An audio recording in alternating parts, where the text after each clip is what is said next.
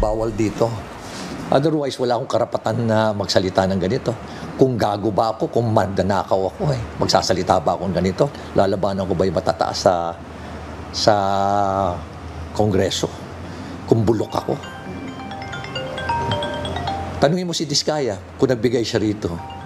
Itong matapang na sagot ni Mayor Benjamin Magalong na kumpleto at alinsunod sa batas ang ginawang tennis court at parking building project na nagkakahalaga ng 110 million at na-award noong 2022 sa St. Gerard Construction Company. Iginit niya na ang bidding process ay dumaan sa wastong pamamaraan at ang St. Gerard ay ganap na kwalipikado at nagsumite ng pinakaresponsabling bid. Binatikos ng ilan ang proyekto dahil dati nang na-blacklist ang kumpanya noong 2020. Ayon kay Magalong, sa kanilang records, kumpleto at alinsunod sa batas ang ginawang tennis court. Ito na nabid yan, sa back yan.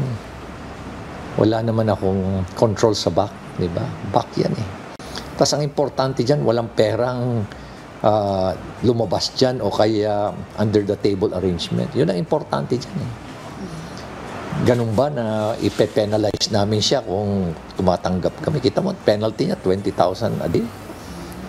Hindi pa namin siya binabayaran doon sa kanya. Doon sa, not only the retention, hindi pa namin siya nababayaran. Sabay banggit na ang mga kritisismo ay nakabatay sa dating reputasyon ng kumpanya at hindi sa kasalukuyang performance nito.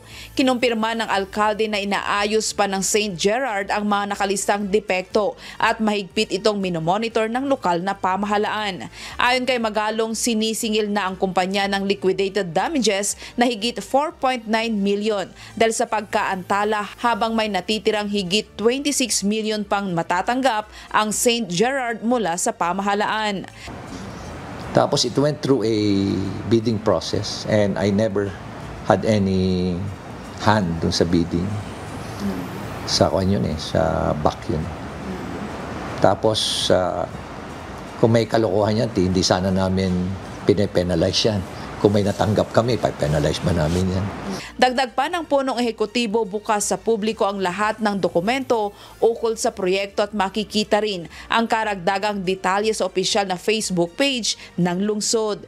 Iginit niyang nananatiling prioridad ng city government ang transparency at accountability at tiniyak na matatapos ang proyekto ng maayos at makukumpleto ang lahat ng obligasyon. Sa mga kababayan po natin, kayo na lang po maghusga.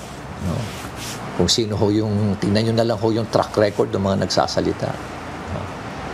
At kayo na lang ho maghusga. Kasi at ito yung ginagawa namin. We're sacrificing our safety, the safety of our families. Itong ginagawa ho namin. Anytime ho may mangyari sa amin. Kaya bahala na ho kayo.